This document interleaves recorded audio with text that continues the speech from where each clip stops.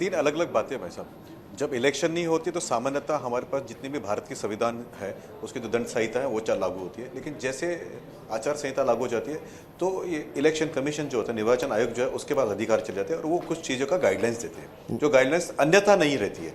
तो वो भी जो है प्रोसीजरल कोड के नीचे है और उसके ऊपर कानूनी कार्रवाई कर सकते हैं वो एक। और तीसरी बात होती है कि भारत की जितनी भी राजनीतिक पार्टी है वो ज़्यादातर चुनाव वालों की जितने भी गाइडलाइंस आती है अगर वो कानून में नहीं है फिर भी उसका वो पालन करते हैं, क्योंकि एक आचरण के हमारे यहाँ पे पद्धति है। और गत जितने भी 16 इलेक्शन हुए सभी इलेक्शनों में सभी पार्टियों ने मोर और लेस कम या ज़्यादा इलेक्शन कमीशन ने जो भी गाइडलाइंस दी उनका पालन किया हुआ है।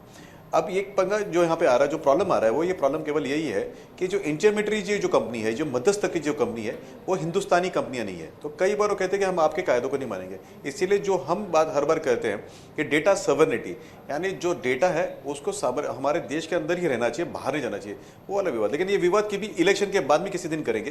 तो यहाँ पे जो है गाइडलाइंस उनको मानना पड़ेगा। अगर बाहर की कंपनियां हैं, अगर उन्हें माना नहीं तो इलेक्शन आयोग कमीशन यानी चुनाव आयोग जो है निर्देशन दे के उनका काम यहाँ पे रोक सकता है। और जो पार्टी इसका उल्लंघन करेगी, पॉलिटिकल पार्टी जो अगर उल्लंघन करती है तो उसी के ऊपर भी वो कार्रवाई कर सकते हैं, कैंडिडेट को डिस्क्वालीफाई भी कर सकते हैं। तो आपके माध्यम से मैं सभी को कहना चाहूँगा कि भाई पॉलिटिकल पार्टी भी खुद जो है जवाबदार है, जो कार्यकर्ता जो है वो भी उत्साह में न करे। और तीसरी एक और बात है कि कोई बंदा ये न सोचे कि मैं झूठे ही मेरे विरोधी पक्ष के बारे में लिखूंगा, उसका प्रमोशन करूंगा और उनको फंसाऊंगा, क्योंकि फिर वो आईटी टेक्नोलॉजी और जो पुलिस होती है उनके पास इस तरह की चीजें होती है कि वो पता कर सकते हैं कि आपने ये अपने लिए किया था कि दूसरे को बेवकूफ बनाने के लिए, फंसाने के लिए किया था। तो वो भी दायरा होता है। तो इसका हमने सभी ने संयम बरत के काम करना चाहिए। पॉलिटिकल पार्टी ने तो खास करके इसके ऊपर संयम बरतना चाहिए, कायदा हो या नहीं हो, लेकिन देश के हित में जो है उतना ही करना चाहिए। ठीक है। तो मैं 2 गुना 2 यानी 4 बातें इसमें कहूंगा। 2 मुख्य बातें हैं कि जो भी आदमी अगर प्रचार करे जिसके कारण राजनीतिक प्रचार हो रहा है, अगर वो डीम्ड भी है, यानी अगर आपने नहीं किया, आपने सोचा कि ये राजनीतिक नहीं लेकिन मुझे लगता है राजनीतिक भी है, तो वो जवाबदार है। अब वो समर्थक हो, प्रत्यक्षिक हो, खुद पार्टी हो, आपने अनजाने में किया तो भी आप रिस्पॉन्सिबल है।